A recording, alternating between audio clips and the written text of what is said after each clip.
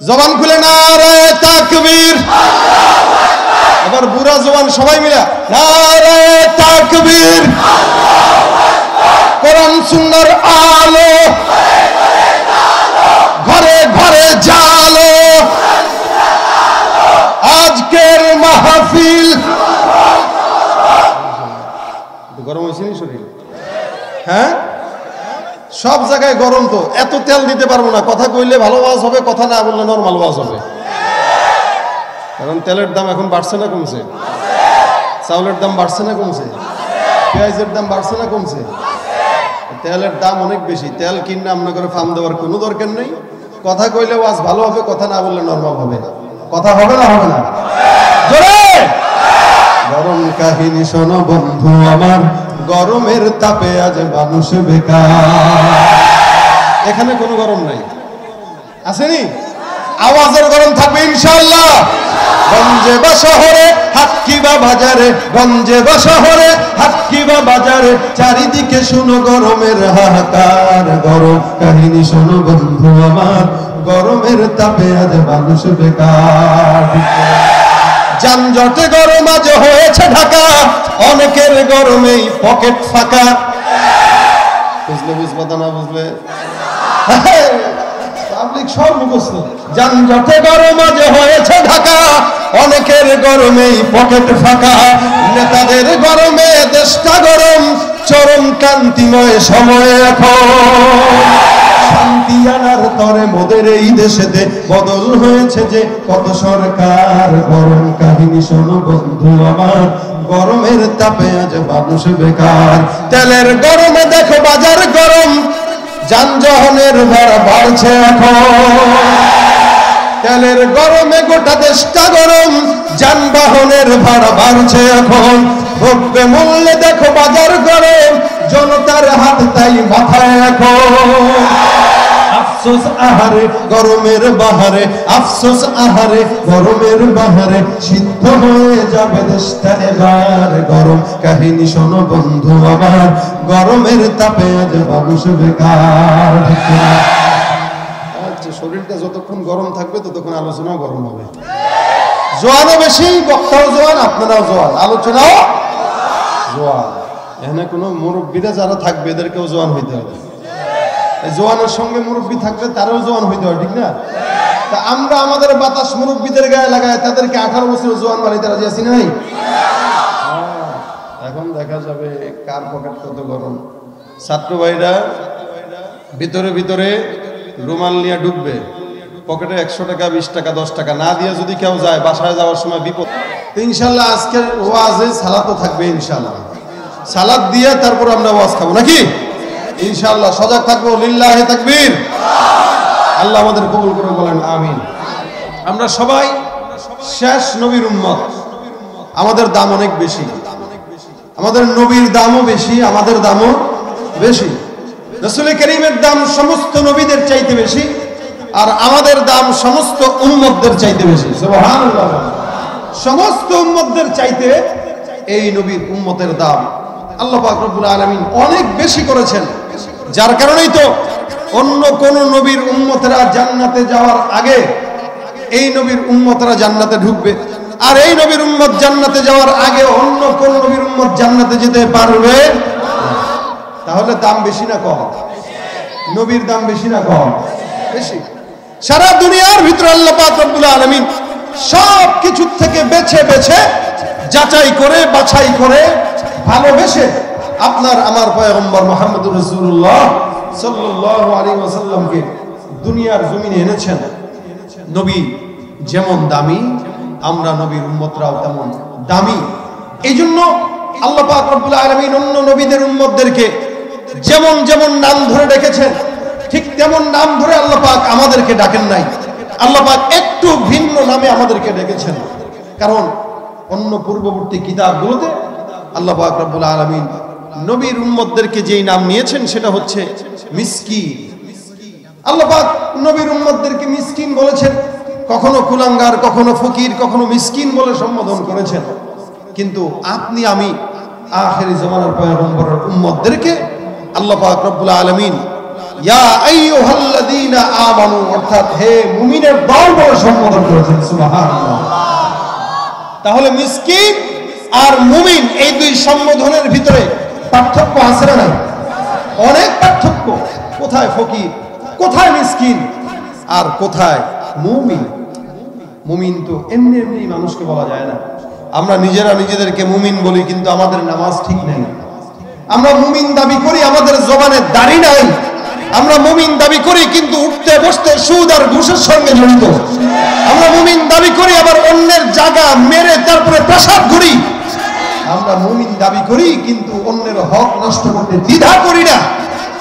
নামের নাম দাবি করার নাম মুসলমান বলে না। কেউ যদি নিজেকে মুমিন মুসলমান দাবি করে, অবশ্যই তার নামাজ ঠিক থাকবে, ঠিক কিনা? কেউ যদি নিজেকে মুমিন মুসলমান দাবি করে, তার রোজা ঠিক থাকবে। কেউ যদি নিজেকে মুমিন মুসলমান দাবি করে, ওই বান্দা কোনোদিন সুদের সাথে জড়িত থাকতে পারে না। সুদের সাথে জড়িত হবে, ঘুষও খাবে, মানুষের টাকা চুরিও করবে, মানুষের হক নষ্ট করবে, নামাজও পড়বে না, রোজাও রাখবে না, আবার নিজেকে মুমিনও দাবি করবে। এটা হতে পারে? এই কারণে মুমিন মুসলমান দাবি করতে গেলে রাসূল করিম সাল্লাল্লাহু আলাইহি ওয়াসাল্লামের আখলাক মোতাবেক চলা এটা মুমিনের কর্তব্য। একটা মুমিন এমনি এমনিই হয় না। এজন্য মুমিনের তিনটা গুণ বর্ণনা আছে। মুমিন তাকে বলবে যার ভিতরে তিনটা জিনিস পাওয়া যাবে। এক নম্বর হচ্ছে তাসদীক বিল জিনান, বান্দা তার অন্তর দিয়ে বিশ্বাস করবে যে আল্লাহ পাক রব্বুল আলামিন একজন আছে। দুই নম্বর ইকরার বিল লিসান, বান্দা বিশ্বাস করার পর তার জবান দিয়ে স্বীকার করবে লা ইলাহা ইল্লাল্লাহ মুহাম্মাদুর রাসূলুল্লাহ। তিন নম্বর, বান্দা স্বীকার করার পরে এবার আল্লাহ পাকের যত বিধি নিষেধ আছে এই সব কিছুকে তার চলতি পথে মানবে। এই তিনটা জিনিস যার ভিতরে থাকবে একমাত্র মুমিন বলা হবে তাকে, ঠিক কিনা? জোরে কর। নামাজ নাই, রোজা নাই, যাকাত নাই, হজ নাই, কোরআন তেলাওয়াত নাই, দাড়ি নাই, সুন্নাত নাই, মুমিন যদি দাবি করে এটাকে মুমিন বলা চলে না। এটা হলো মুমিন নামের শয়তান মুনাফিক, ঠিক কিনা? জোরে কর। তুমি রমজান এলে রাখো না রোজা, দিনকে করো আঘাত, পয়সা করির নেই তো অভাব, দাও না তো যাকাত। তুমি ইমানদারির বড়াই করো, নেই তোমার ইমান, ইমানদারির বড়াই করো, নেই তোমার ইমান, তুমি কেমন মুসলমান? ঠিক কিনা? পারেন সকলে? কেমন মুসলমান তুমি? আরো জোরে করা, কেমন মুসলমান তুমি? নামাজের সাথে নাই পরিচয়, মানো না কোরআন, নামাজের সাথে নাই পরিচয়, মানো না কোরআন, তুমি কেমন মুসলমান? তুমি নবীর উম্মত দাবি করো, সুন্নাহ মানো না, নবীর অপমানে তোমার হৃদয় কাঁদে না। তুমি বিজাতীয় সংস্কৃতিতে সপেছ পরাণ, বিজাতীয় সংস্কৃতিতে সপেছ পরাণ, তুমি কেমন মুসলমান? কেমন মুসলমান তুমি? কেমন মুসলমান? কেমন মুসলমান তুমি? কেমন মুসলমান? তুমি সুদের টাকায় প্রাসাদ গড়, ঘুষ ছাড়ো না, দিন দুঃখী না খেয়ে মরে খবর রাখো না। তুমি ঘুষ খেয়ে অবিচার করো, সাজিয়া প্রধান, ঘুষ খেয়ে অবিচার করো, সাজিয়া প্রধান, তুমি কেমন মুসলমান? কেমন মুসলমান তুমি? কেমন জোরে, কেমন মুসলমান তুমি? কেমন মুসলমান? নামাজের সাথে নাই পরিচয়, মানো না কোরআন, তুমি কেমন মুসলমান? ঠিক না বেঠে? মুসলমান কামের বলা নামের, জোরে বলে। কেন? আমরা শেষ নবীর উম্মত। এই জন্য আমাদেরকে শেষ নবীর মর্যাদা বজায় রেখে চলা এটা আমাদের ঈমানি দায়িত্ব। কারণ অন্য সব নবীর উম্মতদেরকে আল্লাহ মুমিন বলে সম্বোধন করেন নাই, আমাদেরকে মুমিন বলে সম্বোধন করেছেন। শুধু তাই নয়, আমাদের নবীকেও আল্লাহ পাক রব্বুল আলামিন ভিন্ন ভাবে ডেকেছেন। কোরআন শরীফের ভিতরে সূরা ফাতিহা থেকে নিয়ে নাস পর্যন্ত এমন কোন জায়গা নাই যে জায়গায় রব্বুল আলামিন পয়গম্বরকে নাম ধরে ডেকেছেন। আল্লাহ পাক কোন জায়গায় পয়গম্বরকে শুরু থেকে শেষ পর্যন্ত কোন জায়গায় রব্বুল আলামিন নাম ধরে ডাকেন নাই। অন্যান্য নবীদেরকে রব্বুল আলামিন নাম ধরে ধরে ডেকেছেন। আদম পয়গম্বরকে রব্বুল আলামিন বলেন, ইয়া আদম উসকুন আনতা ওয়া যাওজুকাল জান্নাহ, হে আদম তুমি তোমার বিবি সহ জান্নাত থেকে বের হয়ে যাও, জান্নাতের ভিতরে বসবাস করো। আদমকে আল্লাহ পাক রব্বুল আলামিন আদেশ দেওয়ার জন্য আদম পয়গম্বরকে নাম ধরে ধরে ডেকেছেন। আল্লাহ বলেন, ইয়া মূসা লা তাখাফ, হে মূসা, এখানে রব্বুল আলামিন নাম ধরে ডাকেন। আল্লাহ পাক রব্বুল আলামিন বলেন, ইয়া ইয়াহইয়া খুযিল কিতাবা বিকুওয়া, এই জায়গায় ইয়াহইয়া পয়গম্বরকেও নাম ধরে ডেকেছেন। ওখানে আরেক জায়গায় বলেন, ইয়া যাকারিয়া ইন্না নুবাশশিরুকা বিগুলামিন ইসমুহু ইয়াহইয়া, ওই জায়গায় রব্বুল আলামিন যাকারিয়া পয়গম্বরের নাম উল্লেখ করে বলেছেন। আল্লাহ পাক আরেক জায়গায় বলেন, ইয়া ইব্রাহিম ক্বাদ সাদ্দাকতার রুইয়া, এখানে রব্বুল আলামিন ইব্রাহিম পয়গম্বরের নাম উল্লেখ করেছে। আল্লাহ পাক রব্বুল আলামিন অন্য জায়গায় জাক দিয়া বলেন, ইয়া যাকারিয়া, আল্লাহ পাক এই জায়গায় যাকারিয়াকেও নাম ধরে ধরে উল্লেখ করেছেন। অন্যান্য জায়গায় ইয়াকুব, ইসমাঈল, ইসহাক, ওয়াজালকিফল, ইয়া মারইয়াম, যত পয়গম্বর দুনিয়ার জমিনে এসেছে সমস্ত পয়গম্বরকে রব্বুল আলামিন নাম ধরে ধরে ডেকেছেন। কিন্তু আপনার আমার পয়গম্বর মুহাম্মদুর রাসূলুল্লাহ সাল্লাল্লাহু আলাইহি ওয়াসাল্লামের বেলায় যখন চলে আসছে, এই জায়গাগুলো নাম ধরে ধরে উল্লেখ করে বলে, মুহাম্মদের নাম যখন আসে আল্লাহ পাক মুহাম্মদকে নাম ধরে ডাকেন না। যেখানে এই কোরআন শরীফে পয়গম্বরের নামের কথা আল্লাহ পাক রব্বুল আলামিন উল্লেখ করেন, ওই জায়গাটা সম্পূর্ণ অন্যরকম ভাবে ডাক দেয়া বলেন, ইয়া আইয়ুহান নবী, সুবহানাল্লাহ। অন্য জায়গায় ডাক দেয়া বলেন, ইয়া যাকারিয়া, ইয়া আদম, ইয়া মূসা, ইয়া ইব্রাহিম, ইসমাঈল। নবীর বেলায় যখন আসলো রব্বুল আলামিন বলে, ইয়া আইয়ুহান নবী। গোটা কোরআনের ভিতরে আল্লাহ পাক রব্বুল আলামিন কোন জায়গায় মুহাম্মদ বলে সম্বোধন করেন নাই। যদিও সম্বোধন করেছেন, কিন্তু সম্বোধনের জায়গায় পয়গম্বরের পরিচয়টাও ছিল। রব্বুল আলামিন বলেন, মা কানা মুহাম্মাদুন আবা আহাদিন মির রিজালিকুম ওয়ালাকিন রাসূলুল্লাহি ওয়া খাতামান নবিয়্যিন। এখানে আল্লাহ পাক পরিচয় দেয়া বলতেছেন, মুহাম্মদ তোমাদের কোন পুরুষের পিতা নয়, মুহাম্মদকে জানো। মুহাম্মদের পরিচয় রব্বুল আলামিন দিতে যায় ডাক দিয়া বলেন, মুহাম্মদ হলো একমাত্র আল্লাহ পাক রব্বুল আলামিনের রাসূল ওয়া খাতামান নবিয়্যিন। আর মুহাম্মদ দুনিয়ার জমিনে অন্য কোন শেষ নবী থাকবে না।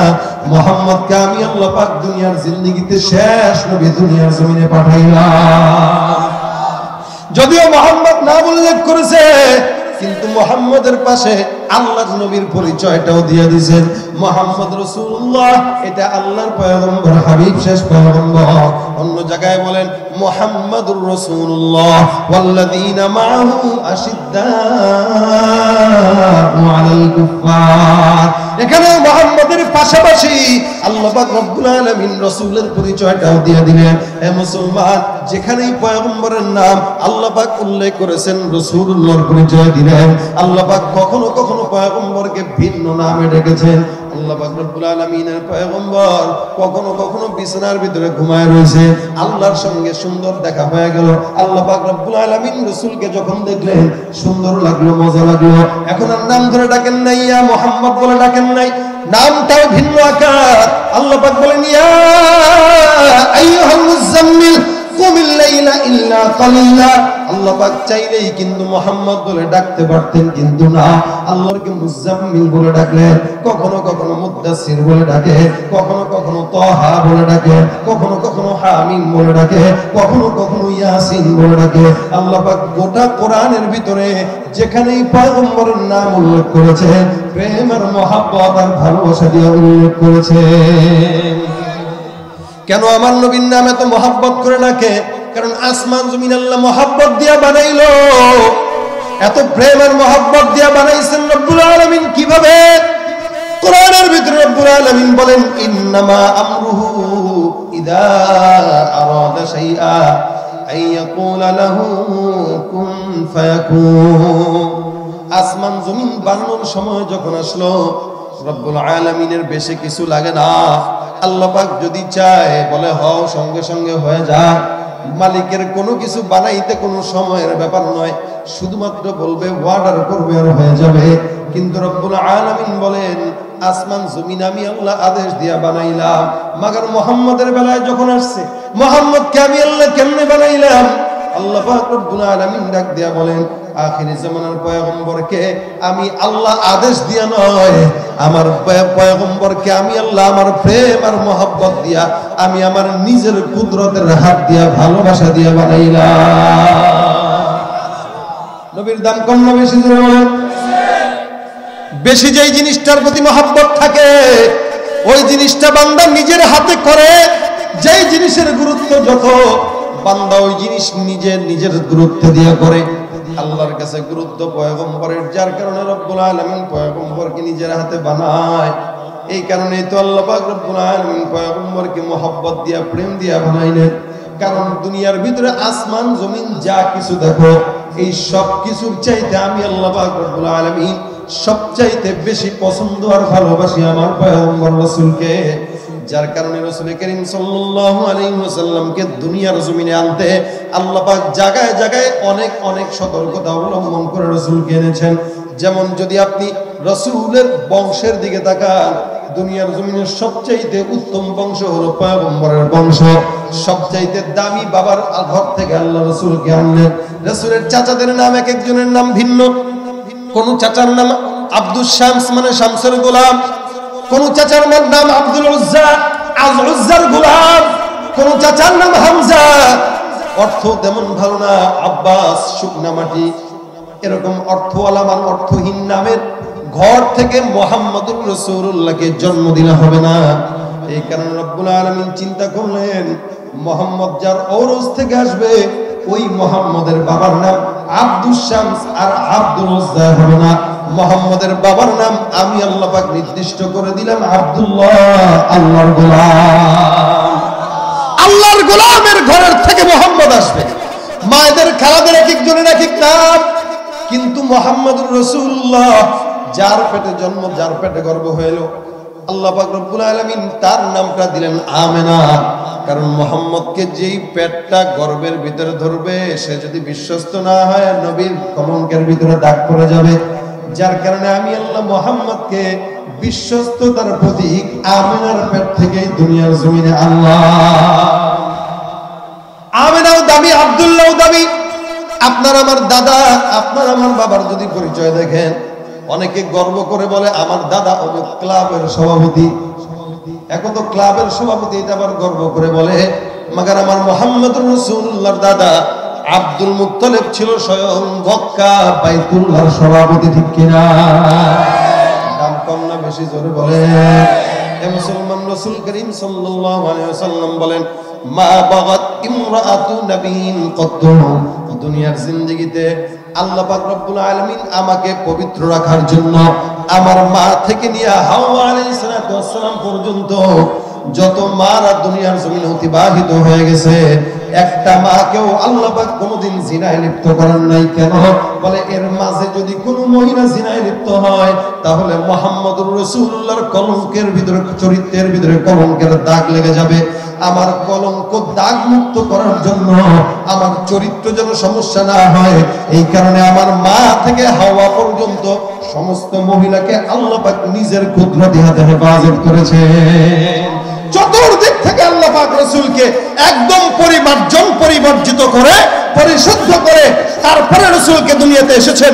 একজন মানুষও যেন বলতে না পারে যে রাসূলের কলঙ্ক, চরিত্রের ভিতরে কোনো কলঙ্ক আছে, অথবা রাসূলের বাপের চরিত্রে বা দাদার চরিত্রে অথবা চাচাদের চরিত্রে কোনো কলঙ্ক আছে, এই কথা যেন কেউ বলতে না পারে। সুবহানাল্লাহ। কতটা প্রেম, কতটা ভালো করে রাসূলকে আল্লাহ পাক দুনিয়াতে আনলেন। এই কারণে তো রাসূলের দাম বেশি। এই কারণে তো রাসূল যেখানে যায় সেই জায়গায় মৌমাছির মতো মানুষ হয়ে যাইতো। রাসূল মক্কায় ছিলেন, মক্কার দাম বেড়ে গেল। রাসূল মদিনায় গেলেন, মদিনার দাম বেড়ে গেল। ইয়াসরিবকে কেউ চিনত না। কিন্তু রসুল মদিনায় যাওয়ার কারণে মদিনা শহর সারা বিশ্বের ভিতরে পরিচিত হয়ে গেল। যার কারণে রসুল যেখানে যায় দাম সেখানে, রসুল যেখানে যায় সাহাবা একরাম সেখানে, রসুল যেখানে যায় আল্লাহর কোরআন সেখানে। এই কারণে তো রসুল যতদিন মক্কায় কোরআনের সূরা যতগুলো নাজিল হয়েছিল সূরাগুলো ছিল মাক্কি, আর রসুল যখন মদিনায় সূরা যত নাজিল হয়েছে সব মাদানী। রসুল যেখানে কোরআন সেখানে, রসুল যেখানে সাহাবা একরাম সেখানে, রসুল যেখানে দ্বীন সেখানে, রসুল যেখানে রহমত আর বরকত সেখানে। সুবহানাল্লাহ। আর কিছু কিছু মুসলমান নামে কলঙ্ক আছে, তারা বলে আমরা এখান থেকে দুরূদ পড়ব, আমার রসুল এখানে চলে আসবে। আল্লাহ বলে রসুল যেখানে যায় কোরআন সেখানে যায়, আর সে বলে আমি রসুলের দুরূদ পড়ব, রসুল আমার স্টেজে চলে আসবে। আছে না? এটা রসুলের সম্মান নয়, বরং রসুলের সম্মান ওইটা যে আমরা এখান থেকে পড়ব আর রসুলের কবরে রসুলের কাছে আপনার আমার বাপের ঠিকানার নাম সহ আমাদের সমস্ত ঠিকানা সহ রসুলের কাছে সব পৌঁছায় চলে যাবে। এটা হলো রসুলের সম্মান। রসুল যেখানে গেলেন সেখানেই রহমত আর বরকত। দুধমা হালিমাতুন সাদিয়া বলে বড় সাদ গোত্র থেকে বিশাল বড় কাফেলা মক্কায় যায়, আমিও সেই কাফেলার সঙ্গে রওনা হয়ে গেলাম। কারণ কি বলে তখনকার জামানায় মানুষদের অবস্থা ছিল এমন, মানুষরা মানুষকে বাচ্চাদেরকে দুধ পান করাইতো টাকার বিনিময়ে। আমিও রওনা হয়ে গেলাম, কিন্তু আমার দুধের সন্তান যেটা এটা ঠিক মতো দুধ পায় না। দুধের সন্তানের নাম আব্দুল্লাহ। এই আব্দুল্লাহ ঠিক মতো দুধ পায় না, কিন্তু এরপরেও আমি সন্তান নেওয়ার জন্য মক্কার জমিনে চলে গেলাম। মক্কার জমিনে যেতে যাবে হালকা একটা মাদি ঘোড়া নিলাম, যেই ঘোড়াটার জোর কম, কারণ ঘোড়াটা দুর্বল, খাবার পায় না। সমস্ত মানুষগুলো আগে আগে যায়, মাগার আমার ঘোড়াটা সবার পিছনে পিছনে যায়। মানুষগুলো আমার বকা দেয়, এমন দুর্বল ঘোড়া নিয়ে কেন তুমি মক্কার জমিনের দিকে রওনা হয়ে গেলা? আমি চিন্তা করলাম যাওয়া তো লাগবে, খাবার দাবার তো খাওয়ার জন্য একজন মানুষকে আনা লাগবে, একটা বাচ্চাকে নিয়ে আসা লাগবে। অবশেষে আমরা সবাই মক্কায় পৌঁছলাম। মক্কায় পৌঁছার পর যখন নাকি মক্কার জমিনে সমস্ত বান্দাদেরকে দেখলাম বাচ্চাদেরকে নিয়ে দাঁড়ায় আছে, সব বাচ্চা দেওয়া শেষ, সমস্ত মহিলাগুলো একটা একটা করে সন্তান পায়। আমার কাছে কেউ সন্তান দেয় না, কারণ আমার স্বাস্থ্যের অবস্থা খারাপ। আমার কাছে একটা মানুষ সন্তান দিতে রাজি হয় না, কারণ বুকের বাচ্চাটাই কিন্তু দুধ পায় না। মানুষ তো এটা দেখে, যার কারণে সব বাচ্চা একটা একটা মহিলা নিয়ে নিল। মাগার আব্দুল মুত্তালিবরে দেখলাম তার নাতিটা নিয়ে দাঁড়ায় রইল। আব্দুল মুত্তালিবের নাতিরেও কেউ নেয় না, আর আমাকেও কেউ দেয় না। আমি আমার স্বামীর সঙ্গে পরামর্শ করে বললাম, স্বামী আমার এই যে সন্তানটাকে না নেওয়ার চাইতে, খালি যাওয়ার চাইতে সন্তানটাকে নেওয়াই ভালো। আমার স্বামী আমাকে ডাক দিয়া বলে, বিবি এই সন্তানটাকে, যে শিশু বাচ্চাটার চেহারার দিকে তাকাইলাম, আমার এই শিশু বাচ্চার চেহারার দিকে তাকানোর পর আমার আবেগের কথা বলতেছি, আল্লাহর কসম আমার কাছে মনে হয় এই বাচ্চাটার ভিতরে রব্বুল আলামিন রহমত আর বরকত নাযিল করে দিয়েছে। খালি যাওয়ার চাইতে বাচ্চাটাকে নিয়ে যাও। এই বাচ্চাকে নিয়ে আমরা যখন আমাদের তাঁবুতে গেলাম, তাঁবুতে যাওয়ার পর আমি আমার সন্তানটাকে দুধ খাওয়াইলাম, কিন্তু সন্তান দুধ পায় না। আমি এখন বাচ্চা মোহাম্মদকে আমার বুকের দুধ দিয়া দিলাম। মা হালিমাতুস সাদিয়া বলেন, আমি যখন মোহাম্মদের মুখটা আমি আমার স্তনে লাগাইলাম, আল্লাহর কি কুদরত, সন্তানটার এই জবানটাকে আমার স্তনে লাগানোর সঙ্গে সঙ্গে যে স্তনে এতক্ষণ দুধ ছিল না, আমার বাচ্চাও পাইতো না, এই স্তন দুইটা এখন দুধে সম্পূর্ণ ভরপুর হয়ে গেছে।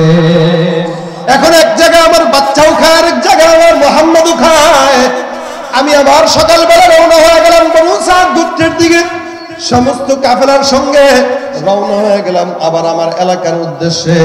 এখন তাকায় দেখলাম সমস্ত ঘোড়াগুলো আস্তে আস্তে যায়।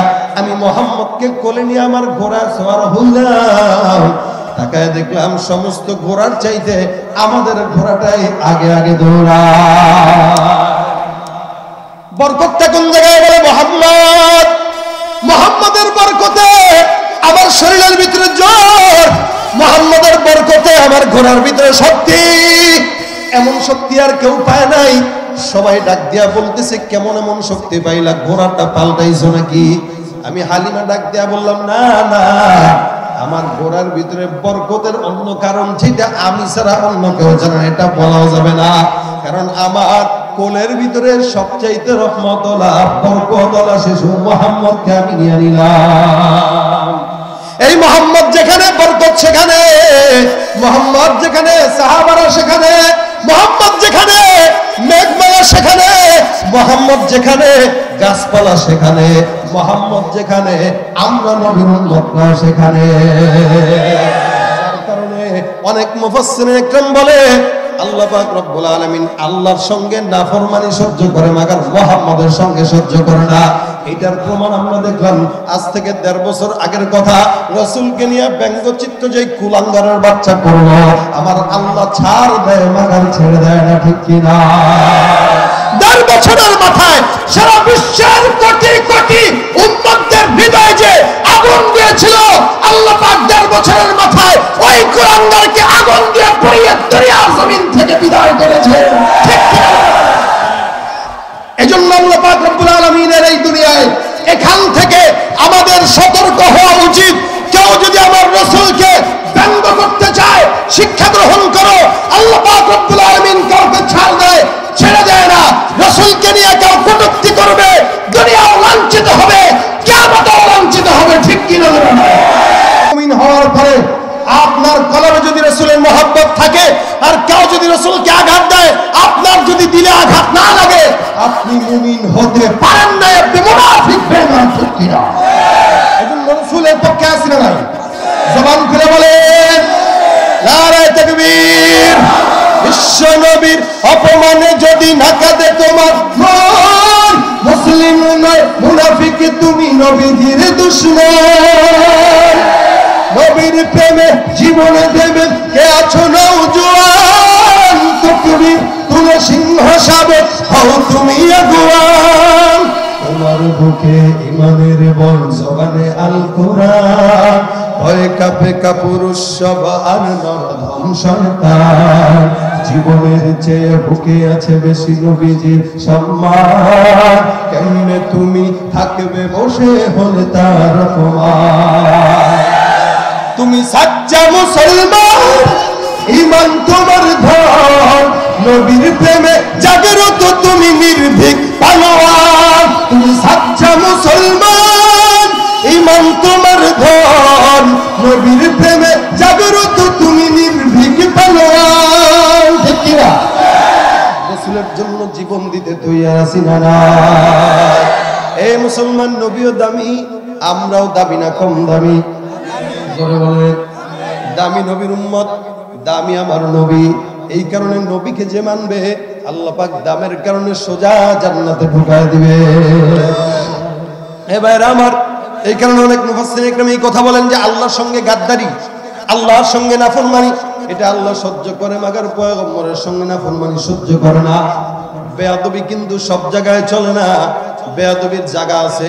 আল্লাহর সঙ্গে যা করি চাইলেই রব্বুল আলামিন ক্ষমা করে দিতে পারে, মাগার রাসূলকে বেয়াদবি করলে আল্লাহ পাক বলেন, কেউ যদি রাসূলকে মহব্বত করো, অন্য কিছু দরকার নাই, অটোমেটিক আমি আল্লাহর এই মহব্বত করা হয়ে যাবে। আর কেউ যদি রাসূলের সঙ্গে বেয়াদবি করে, বেয়াদবি হবে কার সঙ্গে? এজন্য ভাইরা আমার, মক্কায় যদি যান, মক্কার হালত ভিন্ন। কেন বলে? মক্কার অবস্থার দিকে নজর দিয়া দেখবেন, হাজরে আসওয়াদ চুমা দেওয়ার জন্য মানুষগুলো পাগল, একজন আরেকজনকে ধাক্কা দেয়, একজন আরেকজনের সঙ্গে মারামারিও করে, একজন আরেকজনকে ধাক্কা দিয়ে ফেলে দেয়। কেন বলে? একটা বার হাজরে আসওয়াদ চুমা খাওয়ার জন্য। এখানে ওই কোনো পেরেশানি নাই যে আল্লাহ পাক রব্বুল আলামিন মাফ করবেন না, অথবা আল্লাহ পাক রাগ করবেন। কেন বলে? আল্লাহর ঘরে আল্লাহর সঙ্গে পাগলামি করা যায়, মাগার মদিনায় যদি যায়, মদিনার হালত ভিন্ন, একদম নীরব নিস্তব্ধ। কেন? ওই যে সবুজ গম্বুজ দেখা যায়, ওই সবুজ গম্বুজের নিচে সবচেয়ে ভদ্র নবী পয়গম্বর মুহাম্মদুর রাসূলুল্লাহ শাহিদ আছে, জিন্দা নবী। কোন বেয়াদবি যদি হয়, জিন্দা নবী সব দেখবে, সুপারিশ কিন্তু নসিবে থাকবে না, ঠিক কিনা? এই কারণে ভাইরা আমার, সব জায়গায় বেয়াদবি চলে, মাগার রাসূলের সঙ্গে চলে না। রসুলের সঙ্গে যারা মিশলো তারাও দামি হয়ে গেছে শুধুমাত্র শারাফাতের কারণে, সম্মানের কারণে, যার কারণে আল্লাহর রসুলের চরিত্রটাকে আল্লাহ পাক রব্বুল আলামিন আমাদের জন্য পালনীয় বানায় দিলেন। দুনিয়ার কোন নেতার চরিত্র আমাদের জন্য অনুসরণীয় নয়, কোন নেত্রীর চরিত্র আমাদের জন্য অনুসরণীয় নয়। যদিও আমরা স্লোগান দিই অমুক নেতার চরিত্র ফুলের মতো পবিত্র, কিন্তু এই চরিত্র ফুলের মতো পবিত্র বলাটা একদম গুনাহের কাজ। কারণ ফুলের মতো পবিত্র যদি হওয়া লাগে, ফুলের চেয়ে পবিত্র যদি কোনো আখলাক থাকা লাগে, অন্য কারো নয়, মুহাম্মদের আখলাক। এটা আল্লাহ পাক রব্বুল আলামিন সার্টিফিকেট দিলেন, লাকাদ কানা লাকুম ফি রাসূলিল্লাহি উসওয়াতুন হাসানা।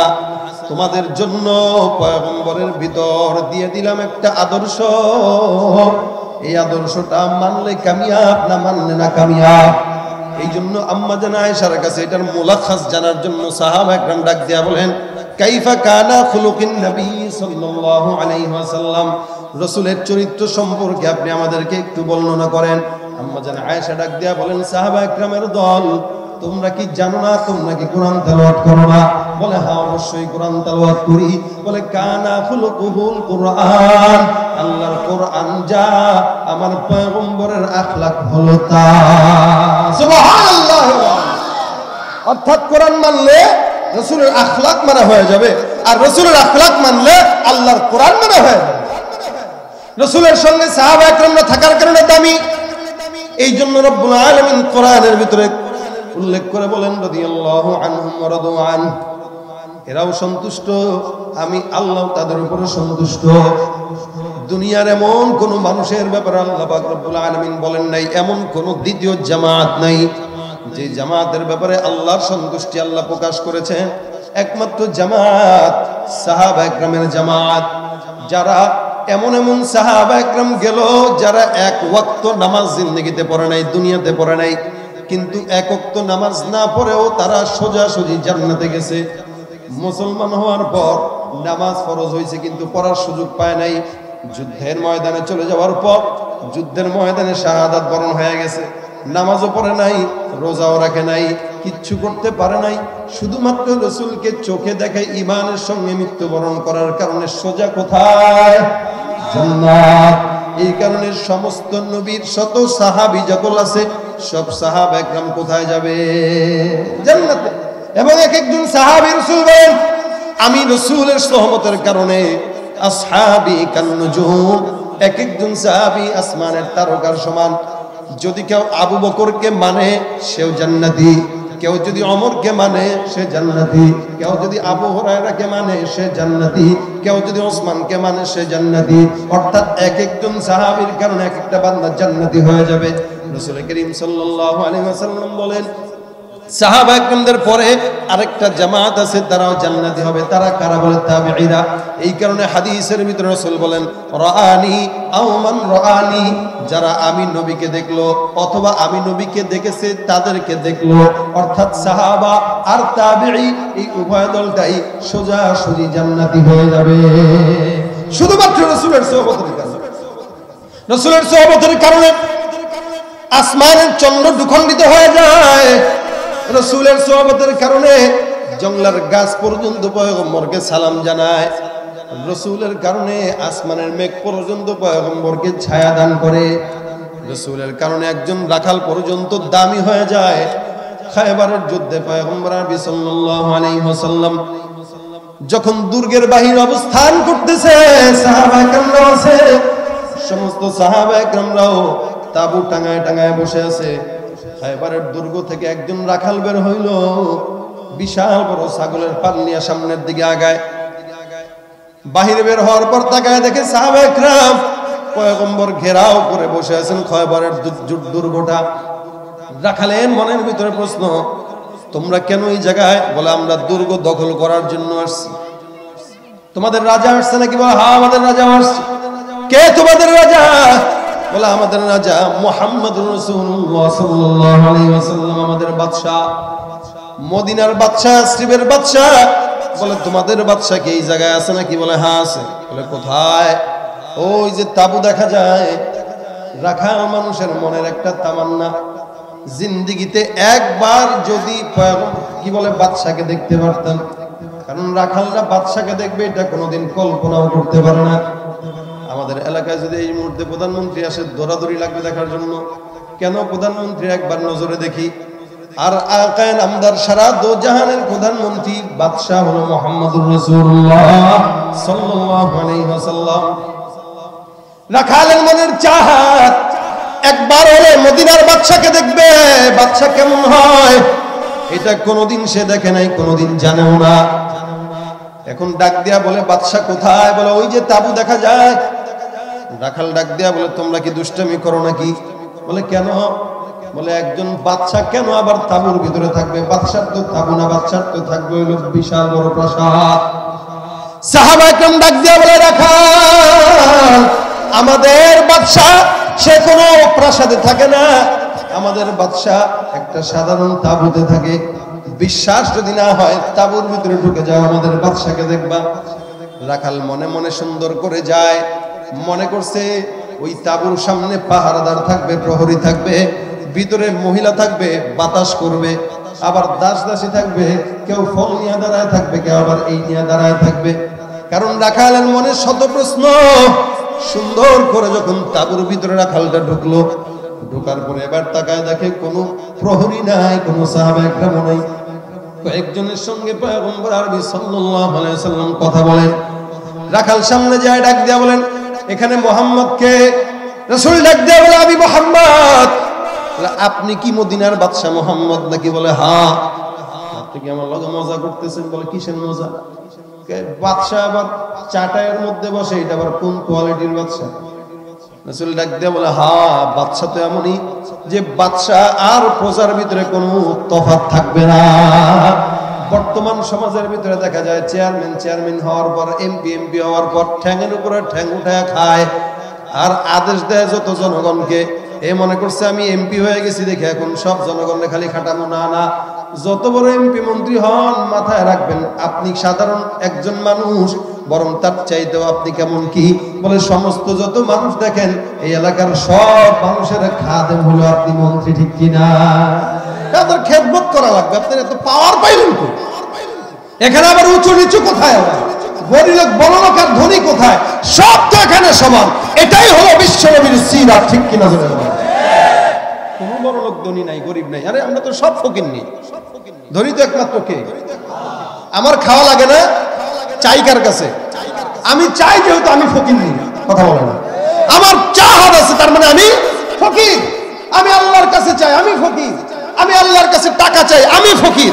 আমি আল্লাহর কাছে ক্ষমতা চাই, আমি ফকির। তাহলে বড় লোকটা কে এখানে? সবই তো ফকির। কথা কয় না? সবই কি? ইন্নাল্লাহা গনিয়্যুন ওয়া আনতুমুল ফুকারা। আল্লাহ পাক বলে দুনিয়ার জমিনে ধনী কেউ নাই। যত BMW গাড়িতে চলুক ওইটাও ফকিরনি, কারণ দাড়িটাও আমি আল্লাহর কাছে চাইয়া কামাইছি। আমি আল্লাহর কাছে না চাইলে দিতাম না।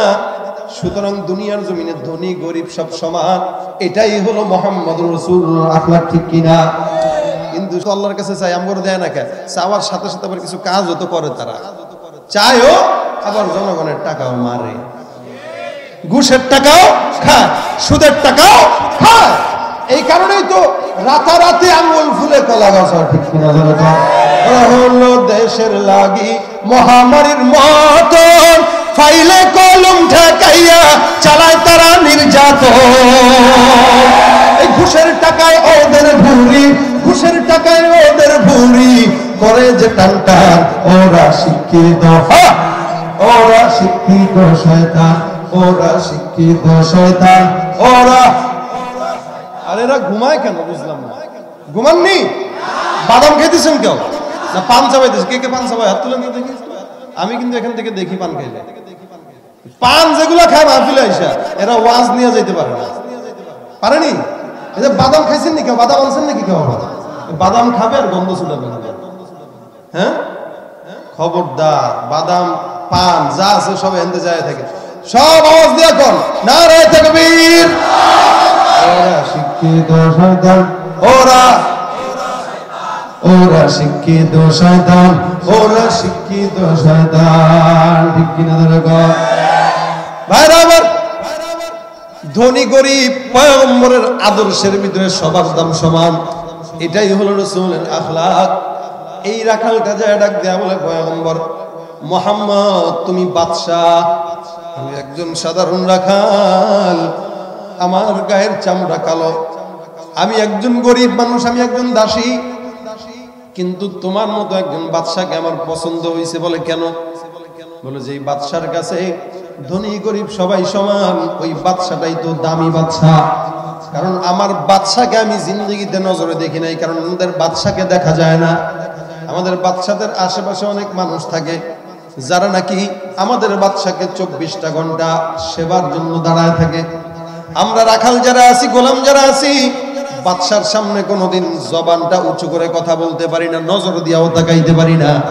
কিন্তু তুমি মুহাম্মদ বলতেছো বাদশা আর ফকির সব সমান, তার মানে তোমার যেই ধর্ম তুমি আনার জন্য এই জায়গায় আনছো, এই ধর্মটাও দুনিয়ার জমিনে আমার কাছে মনে হয় দামি। আচ্ছা, যদি আমি তোমার ধর্ম পালন করতে চাই, করণীয় কি বলো? রাসূল বলেন করণীয় হলো গোসল করে নাও, পবিত্র হয়ে নাও, আমি যেটা পড়াই সেটা পড়বা। আর যদি তুমি মুসলমান হও তাহলে সর্বপ্রথম আমরা তোমাকে বুকে জড়ায় ধরে তোমার কপালে চুমু খাবো। রাখাল চিন্তা করে, আরে মদিনার বাদশা আমার মতো কালো রাখালকে চুমু খাবে, এটা তো আমার 10 জন্মের ভাগ্য, সুতরাং বাদশার চুমু খাওয়া দরকার। বলে 2 নাম্বার, যদি মুমিন হয়ে যাও বিনা হিসাবে জান্নাতি হয়ে যাবা। কার কথা এটা? রাসূলের। রাখালটা চিন্তা করে, ঠিক আছে, গোসল করলাম, পবিত্র হয়ে সুন্দর করে পয়গম্বরের কাছে আসছে। পয়গম্বর আরবি সাল্লাল্লাহু আলাইহি ওয়াসাল্লাম সুন্দর করে রাখালকে হাতে হাত রেখা আল্লাহর হাবিব ডাক দিয়া বলে পড়ো লা ইলাহা ইল্লাল্লাহ মুহাম্মাদুর রাসূলুল্লাহ। রাখাল মুসলমান হয়ে গেল। পয়গম্বর বুকে জড়াইলেন, রাখালের চোখ দিয়া গড়গড় করে পানি বের হয়ে গেল। আরে আমার জীবনের ইচ্ছা ছিল একটা বাদশাকে দেখবো, অথচ সেই বাদশাই আমার বুকের ভিতরে জড়ায় ধরে। এ পয়গম্বর আমার জন্য এখন কি আদেশ? রাসূল বলে এখন মনের ভিতরে কেমন অনুভব করো? সাহাবী ডাক দিয়া বলে পয়গম্বর আমার দিলের অবস্থা এমন, এতদিন পর্যন্ত আমি দিলেই মহব্বত পাই নাই, এখন কালেমা পাঠ করার পর আমার দিলে এমন একজন আল্লাহর মহব্বত অনুভব করতেছি, যে মালিককে আমি চোখে দেখতে পাইতেছি না। আমি এমন মালিকের প্রেমে পড়ে গেলাম যারে চোখে দেখা যায় না। রাসূল বলে হ্যাঁ, এমন একজন মালিকের গোলামি আমরা করি যাকে চোখে দেখা যায় না, যে মালিককে অনুভব করা যায় দিলের ভিতরে, মাগার চোখে দেখা যায় না। আমাদের মালিককে আমরা চোখে দেখি না, অনুভব করি। জোরে বল। হে মুসলমান, কিন্তু আমরা পয়গম্বরকে দেখি নাই, আল্লাহকেও দেখি নাই। এই বান্দা ডাক দেয়া বলে হে রাসূল আমি আমার দিলে শান্তি অনুভব করি, আপনাকে দেখলাম, কি আদেশ? রাসূল ডাক দেয়া বলেন নামাজের সময় এখন না, যে নামাজের কথা বলবো, রোজার সময় না, যে রোজা রাখতে বলবো, যাকাত দেওয়ার মতো তোমার কোনো সামর্থ্য নাই, তবে একটা কাজ করো, যেই ছাগলগুলো তুমি নিয়ে আসছো এই ছাগলগুলো আগে দুর্গে পৌঁছায় দাও, কারণ এগুলো তোমার জন্য আমানত। একটা মুসলমান আমানতটাকে রক্ষা করে, এটাই মুসলমানের দায়িত্ব। তুমি তোমার দায়িত্ব পালন করো। এখন খয়বারের যুদ্ধ চলতেছে, আর সাহাবা ইকরামের দলের সঙ্গে খয়বারের যুদ্ধে কাফেরদের বিরুদ্ধে যুদ্ধে লড়াই করা শুরু করে দাও। রাখাল ডাক দেয়া বলে জিন্দেগিতে লড়াই করি নাই, আমার হাতেও তরবারি নাই। রাসূল বলে ভয় নাই, যে লাঠি আছে যুদ্ধের ময়দানে নেমে যাও। মনে রাখবেন মুসলমানের কামান নাই, বিমান নাই, তরবারি নাই, কিচ্ছু নাই, মাগার মুসলমানের দিলের ভিতরে আছে ঈমানের হুঙ্কার। ঠিক কিনা? এই ঈমানের হুঙ্কার যতদিন থাকবে মুসলমানকে পরাজিত করতে পারবে না। ঠিক কিনা? হ্যাঁ মুসলমান। সাহাবী রওনা হয়ে গেছে যুদ্ধের ময়দানে, শাহাদাত বরণ হয়ে গেছে। যুদ্ধের পরে সাহাবা ইকরামরা সাহাবাদের শনাক্ত লাশগুলো আস্তে আস্তে রাসূলের কাছে নিয়ে আসতেছেন। এক লোকের কাছে যে হাজির, কেউ তাকে চিনে না। রাসূল ডাক দেয়া বলতেছেন সাহাবী কি ব্যাপার? সাহাবা ইকরাম বলে হুজুর এই জায়গায় এমন একজন মুমিনের লাশ দেখতেছি যাকে আমরা কোনোদিন দেখি নাই, নামাজ পড়তেও দেখি নাই, আপনার কাছে দেখি নাই, মুসলমান হতেও দেখি নাই, নাম জানি না, একজন কালো হাবশী গোলাম মুসলমানের কাতারে লড়াই করে করে শাহাদাত বরণ করেছে, পয়গম্বর চিনি না। আল্লাহ রাসূল সাল্লাল্লাহু আলাইহি ওয়াসাল্লাম তার চেহারা মোবারক দেখে কান্নাকাটি করে দিয়েছে, চোখের পানি সারে কান্দে আর বলে, আল্লাহ আমি দেখতেছি যেই বান্দাটা একটু আগেই আমি রাসূলের হাতে মুসলমান হয়ে গেল, এই বান্দাটা এখন বিনা হিসাবে শাহাদাতের কারণে জান্নাতি হয়ে গেছে। সাহাবা একরাম বলে, নামাজ পড়তে দেখলাম না, রোজা রাখতে দেখলাম না, কোনদিন ইবাদত করতে দেখলাম না, হুজুর জান্নাতি কেমনে? রাসূল বলে, আমার হাতে হাত রেখে ঈমান এনেছে আর আমার ঈমানের উপর অটল থেকে শাহাদাত বরণ করেছে। যেই ব্যক্তি ঈমানের সঙ্গে শাহাদাত বরণ করবে, নামাজ দরকার নাই, রোজাও দরকার নাই, আমি রাসূলকে দেখার কারণে সোজাসুজি জান্নাতে ঢুকে যাবে। ভাই আমার, এই কারণে পয়গম্বরের সোহবতের কারণে সাহাবা একরামদের দাম বেশি আর আমাদের দাম বেশি, কারণ আমরা পয়গম্বরের উম্মত। আজকে মানুষ আমরা আমাদের মর্যাদা বুঝি না, আজকে আমরা আমাদের সম্মান জানি না, যার কারণে রাসূলের উম্মত হওয়ার পরেও গুনাহের দিকে যাই, যার কারণে রাসূলের উম্মত হওয়ার পরেও সুদ খাই, ঘুষ খাই, জিনা করি, যত কিছু আছে সমাজের ভিতরে অন্যায় কাজ এমন নাই যেটা আমরা করি না। আল্লাহ বলে, পয়গম্বর মানুষ বান্দাদেরকে আমি আল্লাহ দামি বানাইলাম, তবে ততক্ষণ দামি যতক্ষণ ইসলাম পালন করবে। ইসলাম নাই, ভিতরে দাম নাই। ইসলাম আর আখলাকের কারণে মানুষের দাম। এই কারণে আল্লাহ পাক বলেন, আদর্শ রাসূলের দাম বুঝাইতে যায়, ইন্নাল্লাহা ওয়া মালাইকাতাহু ইসাল্লুনা আলান নবী ইয়া আইয়ুহাল্লাযীনা আমানু সাল্লু আলাইহি ওয়া সাল্লিমু তাসলিমা। আল্লাহ পাক রব্বুল আলামিন বলে, পয়গম্বরের উম্মতেরা নিশ্চয়ই আল্লাহ আর আমার ফেরেশতারা সবাই মিলে অন্য কোন নবীর উপরে নয়, একমাত্র মুহাম্মদের উপরে দুরূদের আমল করি। সুতরাং তোমরা যারা মুমিন, তোমরাও যদি দুরূদ পড়া লাগে ওই নবীর উপরেই দুরূদের আমল করো। সুবহানাল্লাহ। এই আদেশ করছেন কে? যারা বলেন কে? আল্লাহর আদেশ, এটা মান্য করা আমাদের জন্য ফরজ, ঠিক কি না? জোরে কোন? আল্লাহর উপরে দুরূদ, রাসূলের উপরে দুরূদ, সাহাবা একরামের উপরে দুরূদ, ফেরেশতার উপরে দুরূদ, আমরাও পড়ব দুরূদ। কার উপরে? রাসূলের উপরে। ছোট্ট দুরূদ পড়বেন। রাসূল করিম দুরূদের ফজিলত দিয়া বলেন, মান সাল্লা আলাইয়া সালাতান ওয়াহিদান সাল্লাল্লাহু আলাইহি আশারা, কেউ যদি একবার দুরূদের আমল করে আল্লাহ পাক 10টা রহমত নাযিল করে দিবে। লম্বা দুরূদ পড়তে কষ্ট হয়, ছোট্ট দুরূদ পড়ব। লম্বা দুরূদ পড়তে কষ্ট হইলে ছোট্ট দুরূদ 2 সেকেন্ড লাগে। সাল্লাল্লাহু আলাইহি ওয়াসাল্লাম বলেন, সাল্লাল্লাহু। এতক্ষণ পর্যন্ত যা শুনছেন সব ভুলে যান, কোনো সমস্যা নাই, কিন্তু কিছু নিয়ে যাওয়া দরকার। নিয়ে যাব কি? এইটা, যে এখান থেকে একজন ভাই যদি এই নিয়ত করে যায় যে আমি আজকে থেকে নিয়ে রাসূলের দুরূদের উপরে আমল করব, ইনশাআল্লাহ দুরূদের ফজিলতের বরকতে দেখবেন রাসূল স্বপ্নে আপনাকে দেখা দিয়ে দেবে ইনশাআল্লাহ। আমরা আমাদের বিবিদেরকে বলবো যে তোমরাও দুরূদের আমল করো, তারপরে তরকারি কাটো। তরকারি করতেছো, দুরূদ শরীফ পড়ো। রান্না করতেছো, দুরূদ শরীফ পড়ো। ব্যবসায়ী ব্যবসা করতেছেন, দুরূদ পড়েন। চেয়ারম্যানি করতেছেন, দুরূদ পড়েন। যার যেই কাজ দুরূদের আমল করেন। দুরূদের বরকত এমন বরকত, যত বিপদ আসবে দুরূদ পড়বেন, দেখবেন বিপদ আল্লাহ পাক আসান করে দিবেন। যত বিপদ আসুক দুরূদ পড়েন, আসান করে দিবে। এখন রাত্রেবেলা শুয়ে আছি, বাস শুয়ে শুয়ে দুরূদ শরীফ পড়ে সাল্লাল্লাহু আলাইহি ওয়াসাল্লাম, সাল্লাল্লাহু আলাইহি ওয়াসাল্লাম। না না, দুরূদ তো পোলাপান পড়বে না, পোলাপান চালাবে ফেসবুক, ইউটিউব আর ঠিক করে। আসতে পায়গা আছে না নাই? ওই যে মোবাইলে একটা ভিডিওতে দেখছি কি কয়, আমি রাত 12টায় ফেসবুক চালানো শুরু করছি, রাত 12টায়। মাত্র 15 মিনিট চালাইছি, আমার ঘড়িটা সমস্যা মোবাইলের। 15 মিনিট মাত্র চালাইলাম, ঘড়ির দিকে তাকায় দেখি রাত 3টা বাজে। কথা বুঝে নাই না? রাত 12টায় শুরু করছে, 10 মিনিট চালানোর পরে ঘড়ির দিকে তাকায় দেখে কয়টা বাজে? 3টা। 8টার দিকে পড়তে বসছি, একদম মনোযোগের সঙ্গে 3 ঘন্টা লাগাতার পড়ছি, কোনো দিকে তাকাই নাই। ঘড়ির দিকে তাকায় দেখি এখন মাত্র 8:15 বাজে।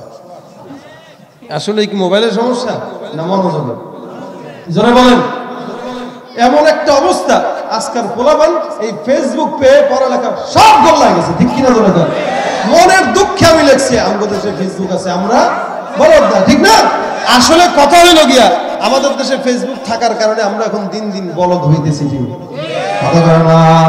ডিজিটালে বাংলাদেশে কত কিছু দেখার আছে, দেখতে গেলে শেষ হবে না। অল্প দেখো ভাই, আরে বলা মাইয়া জওয়ান বুড়া একই রোগে খাইছে ধরা, আধুনিকতার হাওয়া গায়ে লাগছে তার।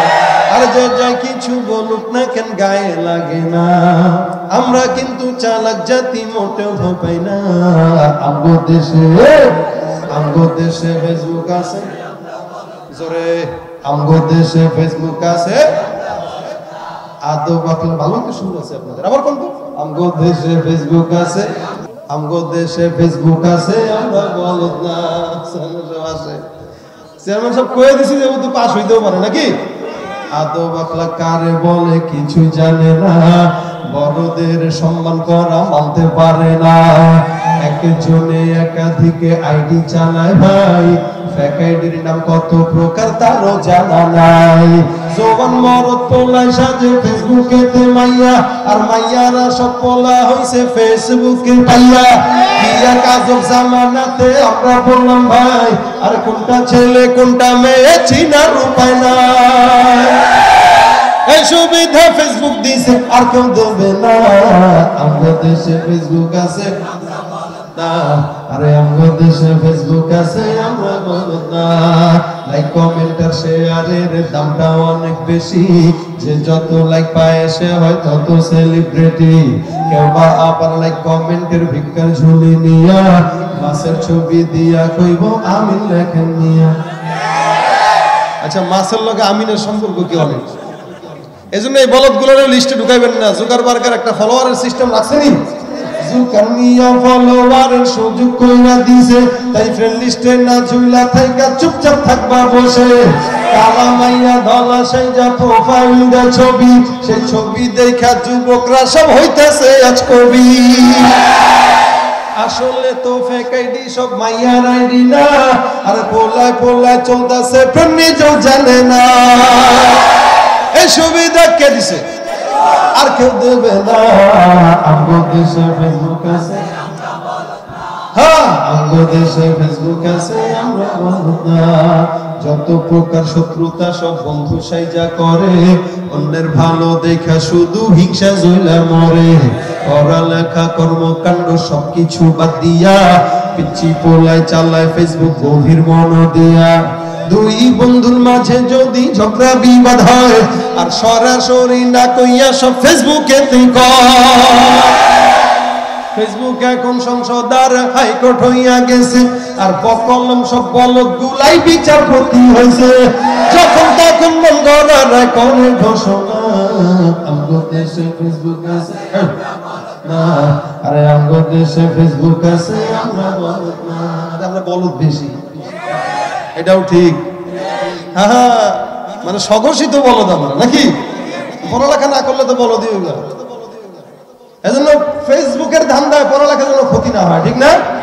রাত্রে শুয়ে শুয়ে সারা রাত ফেসবুক চালায়, ফজর আজান দিছে এখন ঘুম।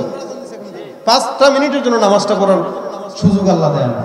এজন্য আগে আগে ঘুমাইবেন। ফেসবুক চালানো খারাপ এটা বলতেছি না, আমরাও চালাই, বরং আমরা সেলিব্রিটি না, লাইক পেজ আপনাদের তো বেশি ভাই, ঠিক না। পোস্ট দেওয়ার সাথে সাথে তো 20-30 হাজার লাইক, সেলিব্রিটি বলে কথা। হ্যাঁ, অনেকে মনে করে এত লাইক আমরা লাইক পাই না কেন।